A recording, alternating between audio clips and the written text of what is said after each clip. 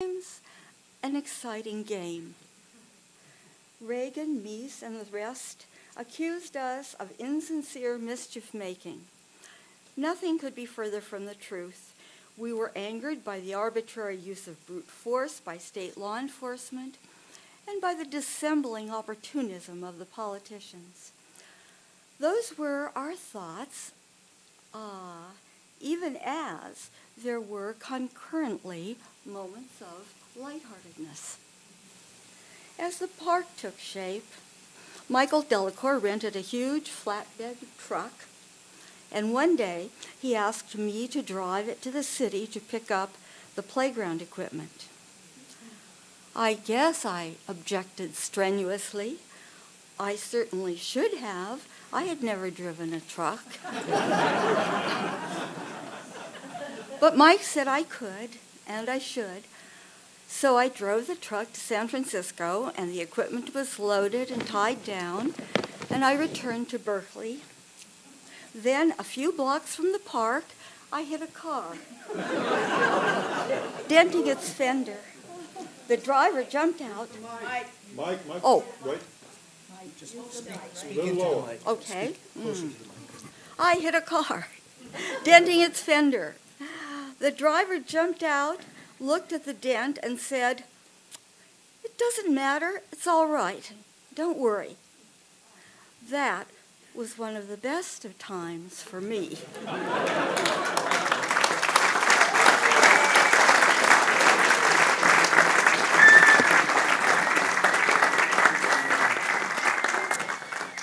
Dove Shalom Shear, the daughter of Jane and Max, was a child during People's Park and went on to help build schools and houses for peasant farmers during the Contra War against the Sandinista government in Nicaragua. She makes her home here in Berkeley.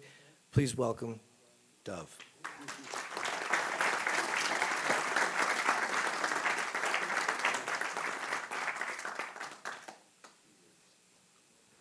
Hi. When I was 8 years old,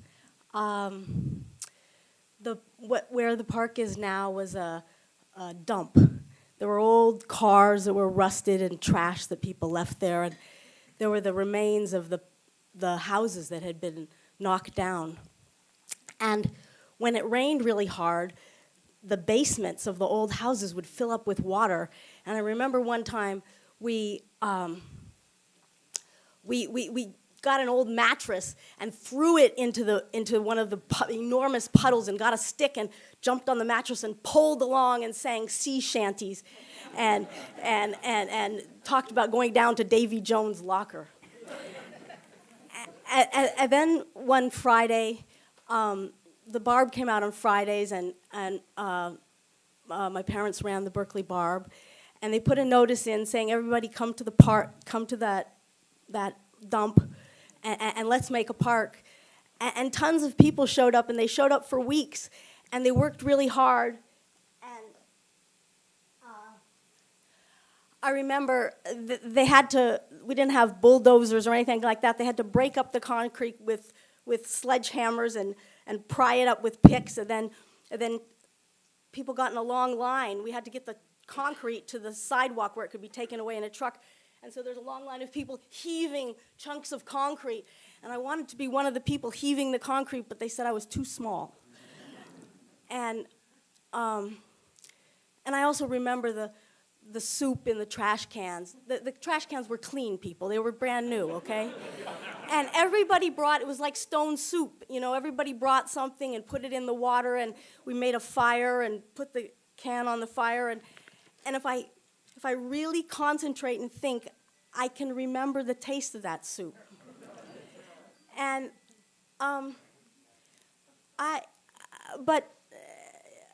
all these memories are very nice, but I think the lasting legacy for me of the park was it made me into a leftist. The park was a battle between the pigs and the people, and I was on the side of the people. And the pigs, they weren't just those police. The pigs were the pigs meant the whole established political order based on wealth and money and property. And, and they were willing to use excessive force to kill and to maim, to destroy a park. Because it represented to them a challenge to the status quo and their power. And so People's Park for me, it brought politics into focus. Politics is just the pigs versus the people, and I'll always be on the side of the people.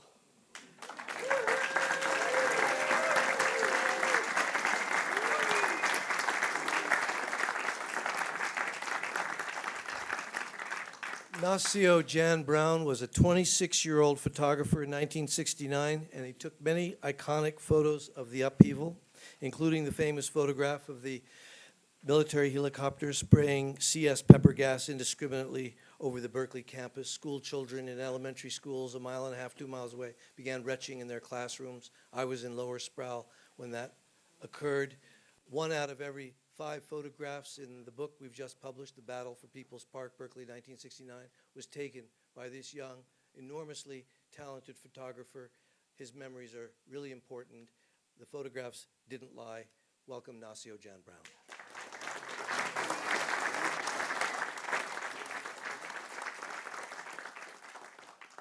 Thank you. Before I start, let me thank Tom and Steve for putting this book together. That's got to be said and not forgotten at the end of the shuffle of all this other stuff. One of the things that just occurred to me, hearing about the helicopter, that unless you're of a certain age, you won't remember it, and that is that the sound of the helicopter coming was the same sound that we heard every night on TV from Vietnam. The whoop, whoop, whoop, whoop, whoop. And it was really uncanny to hear it over Cal. The sirens 24/7. You guys hear the sirens 24/7? Like, it's still fucking happening. People get abducted off the street every day, taken to these fucking psych hospitals where they get fucking raped every fucking day. I have a UC Berkeley police officer admitting to me face to face that he's proud to be a rapist. You ask what has changed? It's gotten worse. The repression is worse.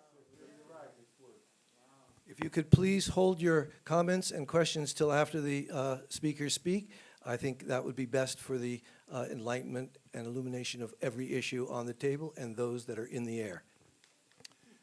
Thank you. One of the things I want to talk about, several people have asked me, how come no one's ever seen these photographs before, which largely is true. I started photographing in 1965 at Cal, and by 1966, I realized that my subject matter wasn't going to be rocks and trees and streams. It was going to be what was going on in Sproul Plaza, and that never changed.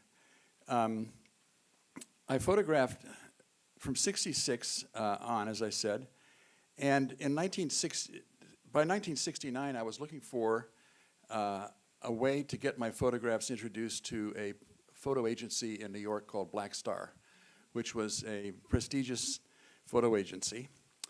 And one of the things that I thought was, well, what I have to have is a body of work, a coherent body of work on a single topic.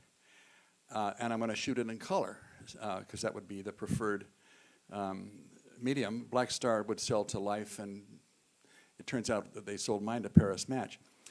The minute People's Park started, I knew where it was going to go. And I wonder, in their heart of hearts, if anybody that was involved in starting the park really thought it was going to end with a park being there. To my mind, the university, there's zero chance that the university was going to tolerate that. There was nothing in my mind about people getting killed or blinded, but the idea that it was going to work, that was just for me, it was a non-starter. This just was not going to happen. So I started photographing the park from the very first day, which was the 20th of April. And I would take my work every couple of days over to a photo lab on Mission Street and have them processed and pick them up the next day. Bloody Thursday when Bloody Thursday came around, I knew that I was fortunate in, well, fortunate's an odd word. I was on the roof, and I got pictures of Rector, and especially being carried off the roof, pictures of Alan Blanchard.